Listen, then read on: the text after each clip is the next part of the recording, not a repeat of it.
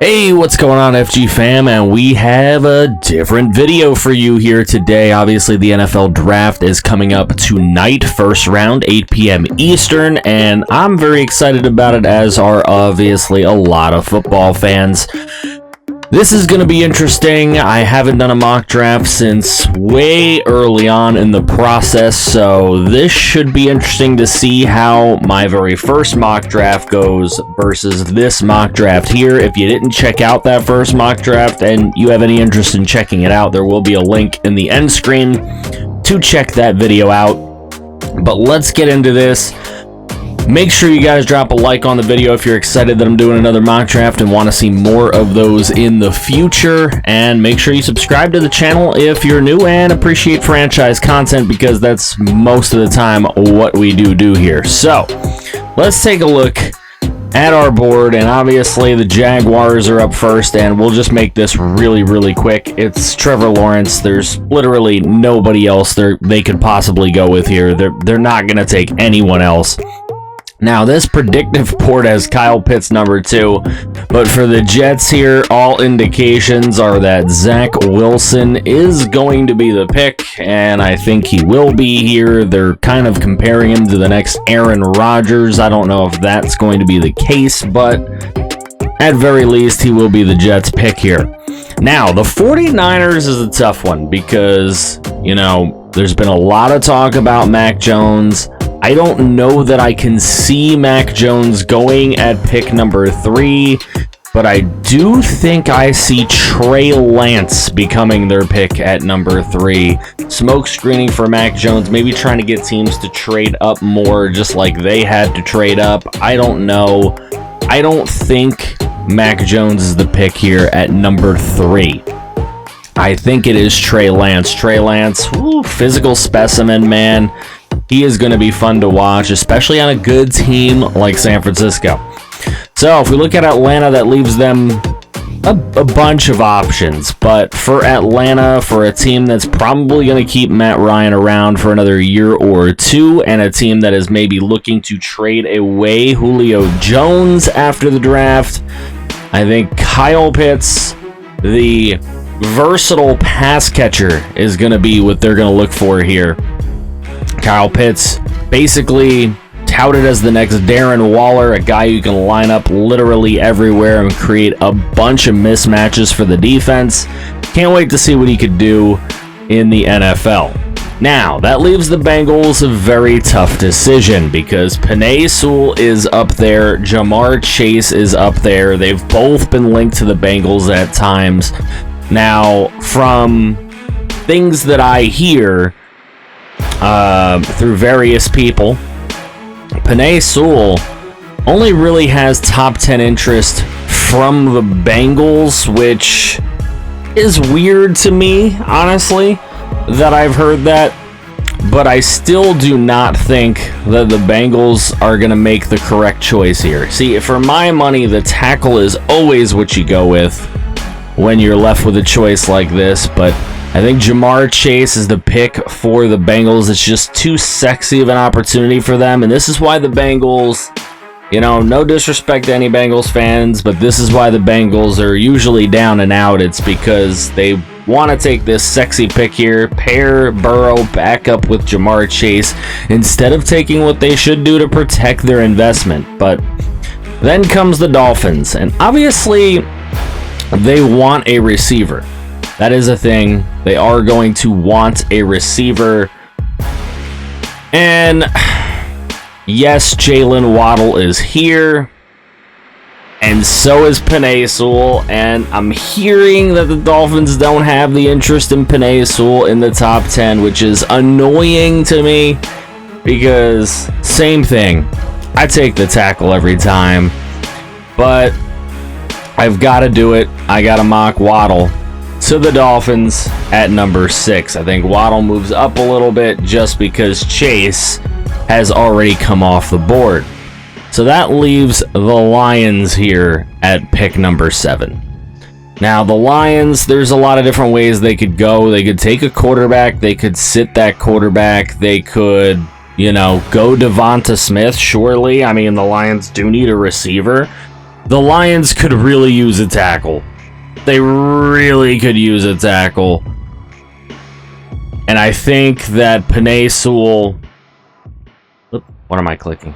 I think that Penei Sewell has to be their pick here. It just... To me, it just makes way too much sense. They could use a corner as well. I mean, Pat Surtain could be their pick here. And you know what? Yeah, I think Pat Surtain goes a little earlier than maybe expected. Maybe the Lions take that shot there. And then that brings up the Panthers, who could really use a tackle to protect Sam Darnold. And guess what? Penei Sewell will fall into their lap, and it's going to be really good for Carolina, I think, if that ends up happening. That will give the Broncos a chance here. They've been looking for a quarterback. I actually don't think that they take one. I think that Micah Parsons is the pick for the Denver Broncos. They need linebacking help, and I think they get it right there. Now, that leaves the Cowboys on the clock, and they really need corner, and I think that they will go with J.C. Horn to have some corner help, of course, on the other side of Diggs. Now, that leaves the Giants up here, and the Giants, of course, they could always use linemen as well. The Giants also could take receiver. The Giants could also take edge rusher. And you know what? I think the Giants, with this pick here, they're going to turn around and they will finally make a decent O-line selection when they bring in Rashawn Slater and they help their offensive line. Now the Eagles come up, and the Eagles are extremely happy to have Devonta Smith fall right into their lap at number 12. They take him here, and that lets the Chargers protect their investment with Justin Herbert, with Christian Darrisaw at offensive tackle. Now all the best offensive tackles flying off the board, and in comes the Vikings. Now they could use a tackle as well. I think they could trade down with this pick, but there's no trades here because I don't have premium, so we're not going to do that. But interior O-line is a problem for them, and Elijah Vera Tucker is the best you can get in this entire class for interior O-linemen. He could even kick out to tackle if you need him to, so that's a hell of a pick for them. And then that makes Justin Fields and Mac Jones a choice here for the Pats. Justin Fields becomes their pick. Now, apparently there are some off-field concerns with Justin Fields, so I don't know exactly what they are, but if there are concerns, there's no better organization to make him better than New England. Now, a guy that's flying up this board, obviously, the Cardinals need all kinds of defensive help. But a guy flying up this board is Greg Newsome. If he didn't get injured, he would be probably a top 10 pick right now. But Greg Newsome, extremely talented player, he will go to the Arizona Cardinals. That leaves Caleb Farley still up there on the board. Now, the Raiders are up with their pick. They could use linebacker, they could use tackle, they could use D-line. Doesn't really matter at this point. Anything on defense will help them out. I think a guy that has kind of been flying up the board that could really, really help out the Raider defense is Jamin Davis. This guy could fly all over the field, get everything done for him, and that would really help them out a lot. Now, Miami have already solved their need at wide receiver, and there are some edge rushers sitting up there. Now, I know they're going to go edge rusher here with this second pick. I don't think Alex Leatherwood would be the pick here. I think they're going to take some later round tackles and guards and whatever. I really hope they make the right edge pick. We'll see what ends up happening, but between the choice between Jalen Phillips, Kwity Paye, and Azeez Ojulari isn't all that different, I don't think, in this class. They're all pretty much around the same, and I think that they keep the Miami kid home in Jalen Phillips. and he becomes the pick at 18. That brings up Washington and the Washington football team. Now, could they maybe take Mac Jones and groom him along? They could, behind Fitzmagic, but they have more pressing needs that they would need to try to make themselves a better football team. And I think that protecting any sort of quarterback who would be there in the future is going to be their top priority. So Alex Leatherwood to Washington. That brings up the Bears. Now, the Bears could really use tackle. They could really use weapons at wide receiver, but the Bears have been desperate this entire offseason to pick up some kind of quarterback, and I think with Mac Jones sitting there, that is where Mac Jones will go. Pick 20 to the Bears. That brings up the Colts. Now, the Colts super duperly need a tackle. Costanzo retirement, all that. They want to keep that offensive line strong, especially for any new quarterback to take over this year. Tevin Jenkins out of Oklahoma State has to be the pick for them. The last real true first round offensive tackle, and they take him there. And that makes the Titans extremely happy because Caleb Farley is still on the board, and for some reason he's fallen down a little bit from where he was earlier in the season, but they will go ahead and jump at Caleb Farley, bring him in, and the Jets could have used a corner, but without Caleb Farley being there, there's still good edge rushers, and Kwity Paye is a fantastic pick at 23 for the Jets. They will jump at the chance to do that. Now, the Steelers are on the clock. There's a lot of places that they could consider going. Linebacker, interior, O-line, obviously, is another need. Landon Dickerson could be the pick there. But I think that value here for the Steelers is Najee Harris at running back. They need that guy that's going to run over some people, especially with the loss of James Conner. They're gonna need that bell cow running back to help out that offense, especially with Ben staying another year. Now, the Jaguars, there's a lot of things that they could do. If there was a tackle that they believed in, maybe they could take him, protect Trevor Lawrence. You want to do that. Or one thing that they could use is a weapon for Trevor Lawrence. And I really do think that getting Trevor Lawrence, a guy like Elijah Moore, is going to pay off for the Jacksonville Jaguars. So there you go. Hotty toddy if you're watching this, Elmers. All right, so now the Browns come up. Now, one of their big needs here apparently is wide receiver as well, but I think edge is going to be more of the value and the more important pick here early. So I think Azeez Ojulari is going to be the pick for the Cleveland Browns. They get some value there, and they get a decent edge rusher, that guy that can be third in the rotation to Clowney and Garrett, and that will be a very dangerous pass rush for sure. That brings up the Ravens. Now, they need edge. Obviously, that's something they definitely need, and Joe Tryon has been shooting up boards.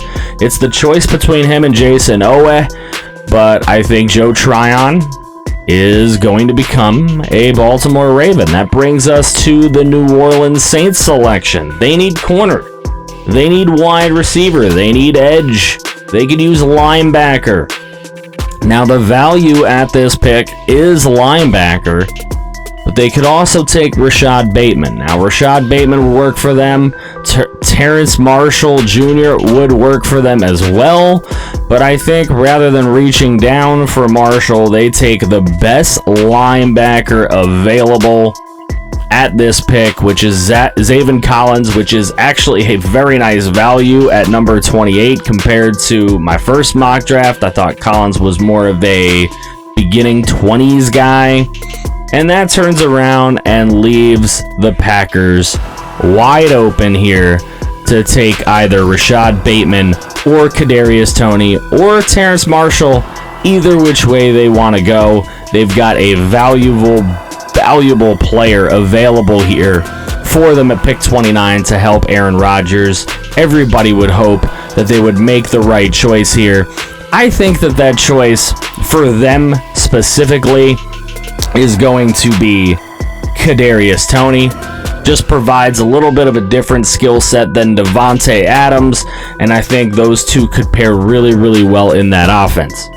That brings us over to the Buffalo Bills, and the Bills, all things in my opinion have been indicating that Travis Etienne is who they want and that they would even be willing to move up to get him.